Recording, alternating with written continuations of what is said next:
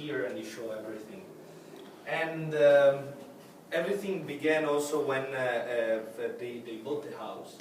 They found, the father found in one of the rooms of the villa, there was a little battery, battery which six barrels are a battery. Oh, okay. There was a battery of balsamic vinegar there, so it was very, very old. So, yeah, now they decided to run this business, get a lot of visitors, and so they can show the possibility and explain the history of the story of balsamic vinegar.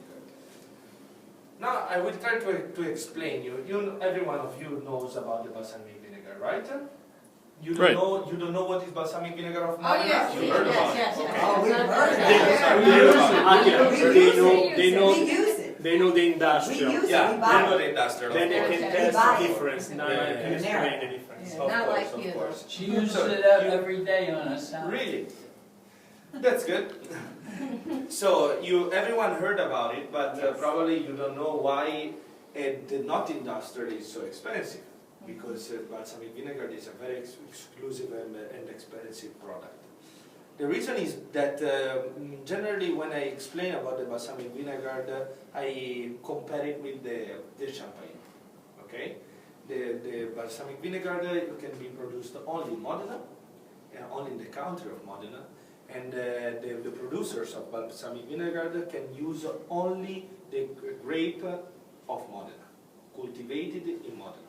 Okay, so we can tell. I can tell you that the first information about the balsamic vinegar we can see them in some document of 1600 century, and it was there were from some notary.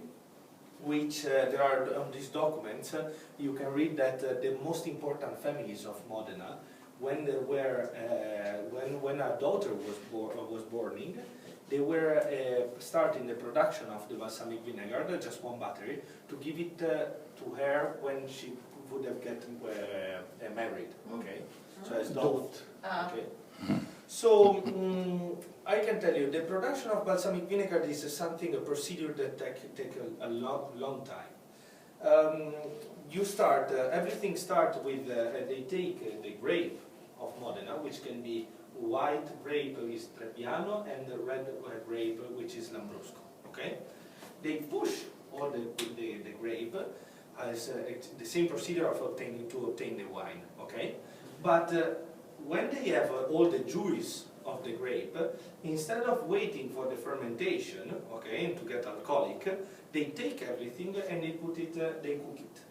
They cook it for 24 hours, more or less, at the same temperature. After those 24 hours, they obtain a liquid which we call mosto, okay, the must. This liquid is a little bit more concentrated than the juice at the beginning.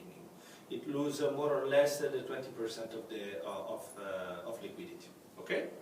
Then they take the battery, which is made with 6 barrels of different kind of wood. There is oak, mulberry, cherry wood, chestnut, and they take all the barrels and they fill completely all the barrels. Okay. Then they take the 6 barrels and they put it under the roof. That's because they need very hot in the summer and very cold in the winter for the fermentation. Okay? And they leave it here 1 year. After 1 year, they come back, and what they have is that all the barrels, because of the fermentation, they lost some liquidity. More or less the 15–20% of the liquidity. Okay? So, what do? They take the smallest, and they fill what it misses of this barrel with the liquid of this barrel.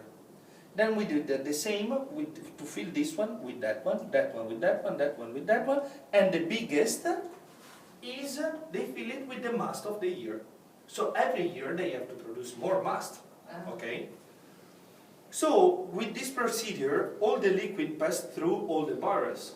So the liquid takes all the properties of the wood Okay, that could be aesthetic or aromatic properties. It's a blend of wood, like yesterday on the winery. You know, it's a blend of different type of woods. Exactly. Then the rules